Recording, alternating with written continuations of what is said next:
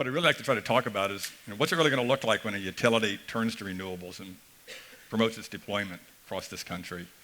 And why hasn't this universally happened already? And will it ever really happen? Will utilities ever really be true clean energy champions? And what can all of us do to speed it up? Because we can't really rely on somebody else to take care of the kind of world that we have a vision for. If we don't take responsibility for it, it's not really going to happen. Just a little bit of background. The electric utility industry has been around for over 100 years. It's very cautious, very conservative. There's a lot of capital invested. In fact, it's the most capital-intensive industry on the planet. And by its very nature, it needs to be conservative because these are long-term, sometimes 40, 50-year investments. They don't change very quickly. We also have a regulatory environment in this country that is really a double-edged sword. In some ways, it can protect consumers. In some ways, it protects investors. But it also tends to lead toward a very stable world. It does not seem to support any type of rapid change or what is viewed by both regulators and investors oftentimes and utilities as any rapid kind of change. But it's also been very successful. In the United States and most of the developed world, we all pretty much have universal electricity access. That's a good thing. In the future, though, I think distributed generation, and particularly solar, is really where the real action is going to be. Solar, as we all know, is available everywhere. And in the future, I think consumers are going to have energy management tools. They're going to be able to see real-time prices. They're going to be able to see real-time energy use. They're going to have some control over that. And I think this is the most important point in the future, and I think this is what we have an opportunity to talk to our fellow citizens, fellow electric consumers about. That's that consumers are really going to demand to be on equal footing with the electricity providers. And I think that's something we really need to think about. I want to repeat that again. Consumers will demand equal footing with the providers.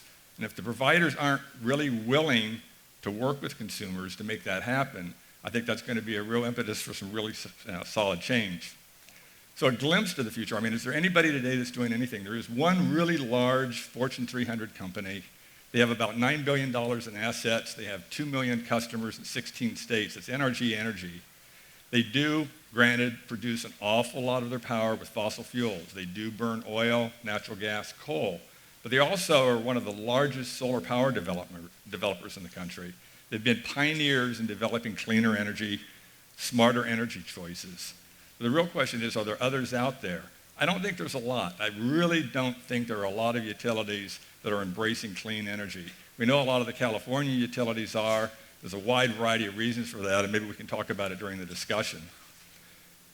David Crane's the CEO of NRG Energy, and there's some quotes there which I really want to read to you. When I came across these, I found them really startling, and as I read them, I thought, wouldn't it be great if every CEO of every large utility, small utility, investor-owned utility, co-op, muni, thought this way? He said, when we can offer you solar power from your roof at the same price or lower than grid power, the whole nature of what it means to be a retail electric provider is going to change. And we want to be on the front end of that. Now, this is a big multi-billion-dollar Fortune 300 company. Their CEO seems to think that solar is going to be that disruptive technology, and they want to play in that space. And I think utilities that don't see that vision are going to be toast in the future. He also said, and this is not going to be popular among some of the wind advocates in the audience, but I thought it was still interesting to see at least what this one guy thought. Natural gas is going to take business away from coal. Solar is going to take business away from wind. That's the way the world's going to work. Now, I think there's going to be room for a lot of small wind. There's going to be room for a lot of utility-scale wind, both land-based and offshore wind in the Great Lakes and in our oceans. But I think solar is really going to be the technology that's going to drive us to that renewable future. So we can't really rely on the Wizard of Oz to make all this happen. And to steal a little bit from that story, we know that, we all know the story. So in the end, all of us, we need courage to stand up to the rich fossil fuel industries. We've already heard the amount of money they spend on elections, the amount of money they spend essentially brainwashing us and thinking that that's the only way that we're going to have all this new magic natural gas that's going to be cheap and plentiful. Just a few years ago, they were saying there were maybe only 30 years or 50 years of natural gas in North America. Now they're saying there's 100 years or more. We'll see how that plays out, and we'll see what the price that's going to be. We also need the brains to realize that renewables are really the most crucial element in stopping global warming. And in fact, renewables is really the one thing that can power all of the world forever. We don't need to rely on fossil fuels much longer. But the really final thing, and we need all three of these. We need the courage, the brains, and the heart. But we need the heart to care enough about humanity and the rest of nature to really take action before it's too late. Because time is of the essence, and we're really going to have to move quickly. I don't think we're going to see quick change.